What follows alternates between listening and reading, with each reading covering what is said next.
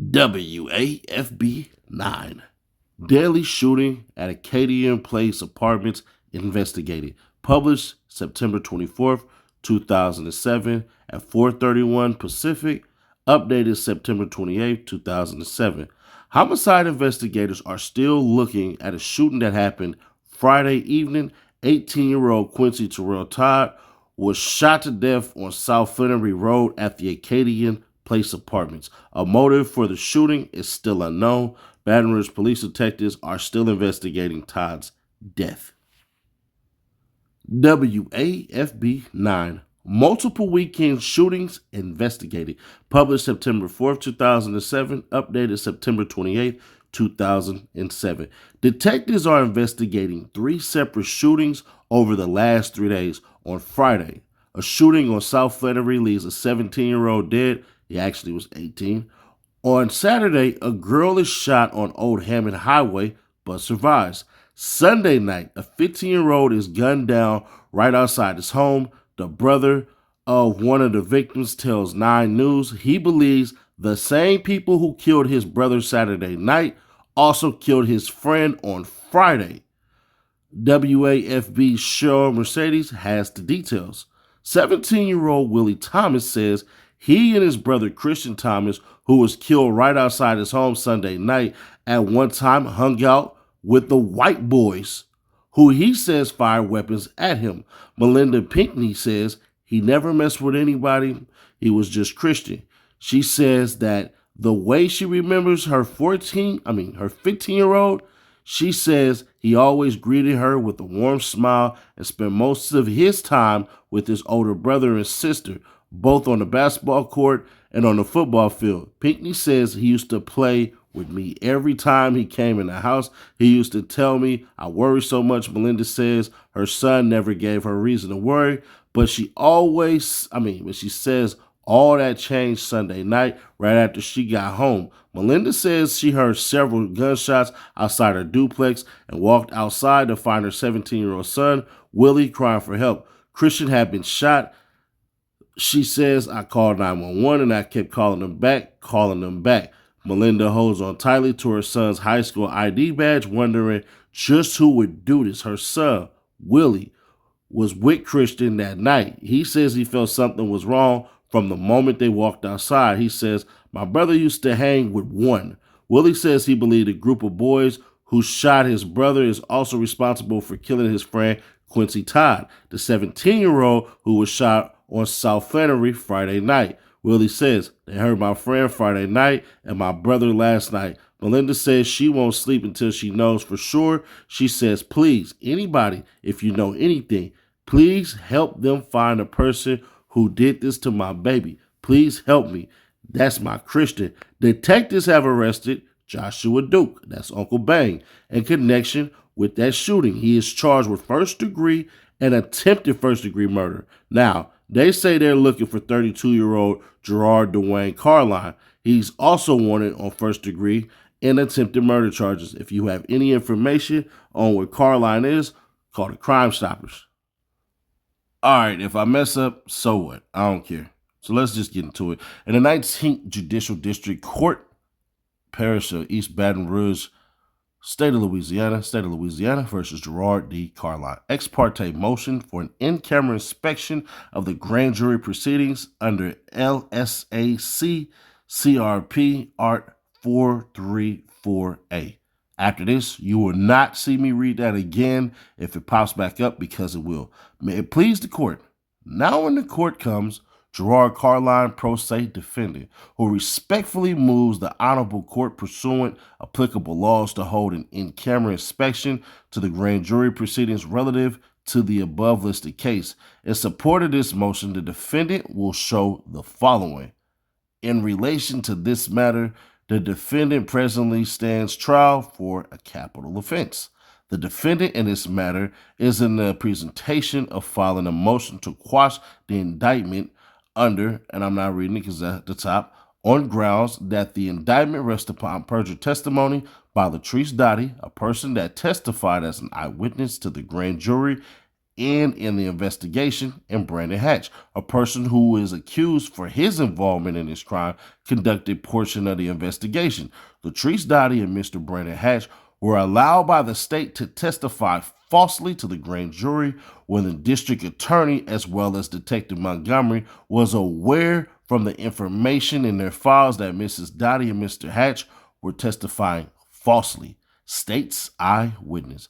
Mrs. Latrice Dottie was allowed by the state to testify to the grand jury when the district attorney, as well as a detective Montgomery, was aware from the information in their files that Mrs. Dottie was testifying falsely.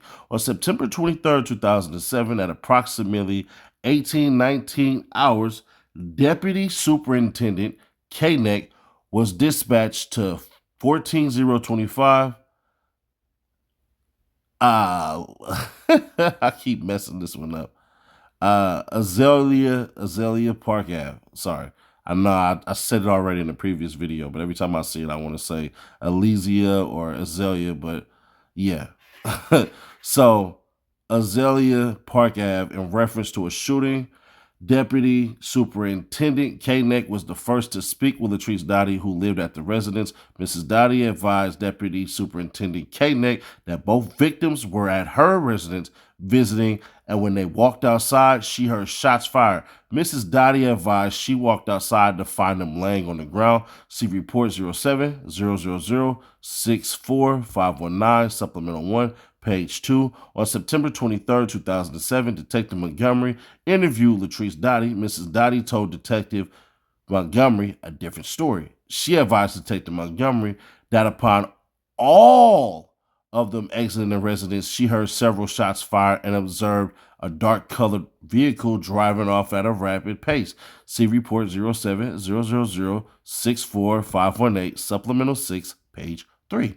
Detective Montgomery, an officer with the East Baton Rouge Sheriff's Office, swore by the state in an arrest affidavit stated that on September 23, 2007, at approximately 18:15, the deceased and 3 other subjects exited 14025 Azalea Park Drive and were immediately taken under fire. Mrs. Dottie's statements are conflicting to the statements made by Detective Montgomery and by victim Desmond Franklin, as you will see in further statements. On October 10, 2007, victim Desmond Franklin was interviewed in Detective's Division. Upon interviewing the victim, he stated that on the evening of the shooting, he, along with Christian Thomas, victim, Willie Thomas, victim's brother, and his brother, Kerrick Franklin, were visiting Mrs. Dottie. As they exited the residence, they were taken under gunfire. See report 07 000 64519, supplemental 8, page 9. Mrs. Dottie was not one of the 4 and was still in the residence when the shots were fired and did not walk outside until after the shots were fired. Shots were fired from 1 foot to 87 feet. See report 07 000 64519, supplemental 5, page 2. On September 23, 2007, Mrs. Latrice Dottie advised Detective Montgomery that Joshua Duke, that's Uncle Bang, was one of the individuals in the vehicle. Mrs. Dottie went as far as identifying Joshua Duke and the petitioner Gerard Carline in 2 separate 6-man lineups on September 23, 2007. Joshua Duke was arrested due to Mrs. Dottie's statement. Joshua Duke's synopsis of probable cause states eyewitness Latrice Dottie positively identified photographic number 4 as being that of the accused, Joshua Duke, and identified him as the shooter. On October 5th, 2007, Joshua Duke was released after there was confirmation from a Walmart surveillance tapes and a Walmart receipt proving Duke was not involved in the shooting. See report 07 000 64519, supplemental 8, page 9. Latrice Dottie misidentification clearly shows unduly suggestive identification. District attorney and the grand jury erred in admitting and allowing the testimony of Latrice Dottie because the identifications she made were an unreliable product of suggestive identifications techniques. The petitioner avers that Latrice Dottie's testimony to Deputy Superintendent Koenig and Detective Montgomery and the misidentification of Josh Duke made it clear she never got a view of the perpetrators. Detective Montgomery and the district attorney was aware of this from the information in their files, but let Latrice Dottie commit perjury by testifying falsely.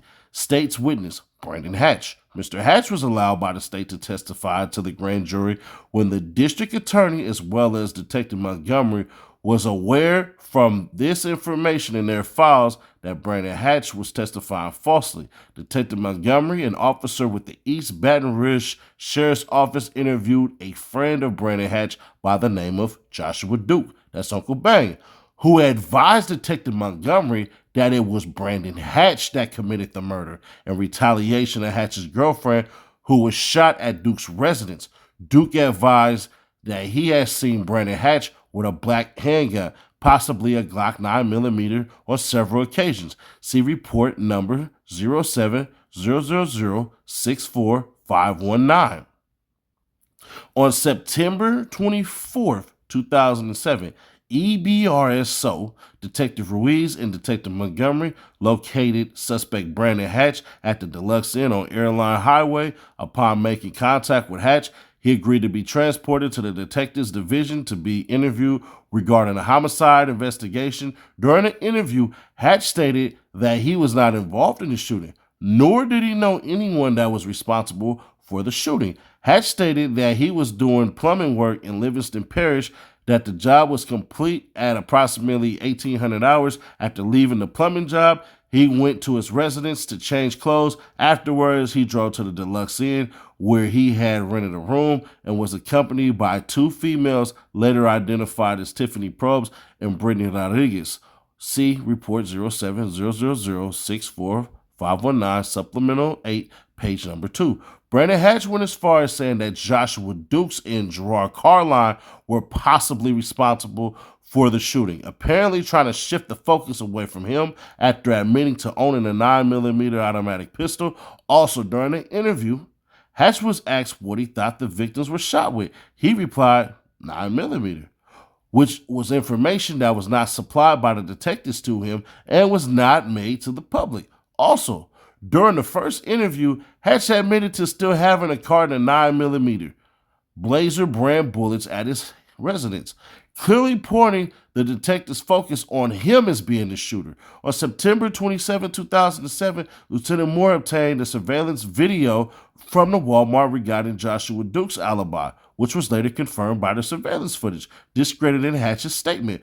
On October 1st, 2007, Detective Montgomery conducted a second interview with Hatch, whereas Hatch implicated Gerard Carline a second time, pointing Carline as the shooter circumstantially. See report 07000645519, supplemental 8, page 8. This contradicted his initial statement. On June 10, 2021, approximately 3 years ago and 8 months later, Brandon Hatch's girlfriend, whom Hatch stated he was with the day of the shooting, Tiffany Proper, came forward and gave a sworn statement stating that Brandon Hatch confessed to her as being the shooter on about June or July 2008 and told her Carline was messed up on drugs to shoot anyone. Hatch went as far as showing her how he did it, telling her where he buried the gun. Hatch even told her how he fooled the grand jury and charmed them into not charging him using the sympathy card.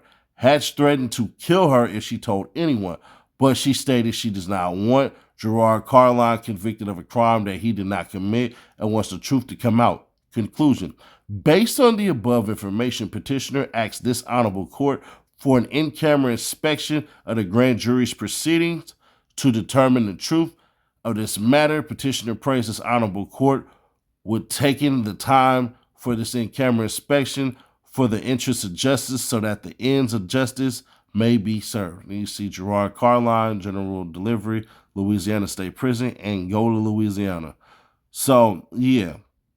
And so you see this right here, certified true and correct copy.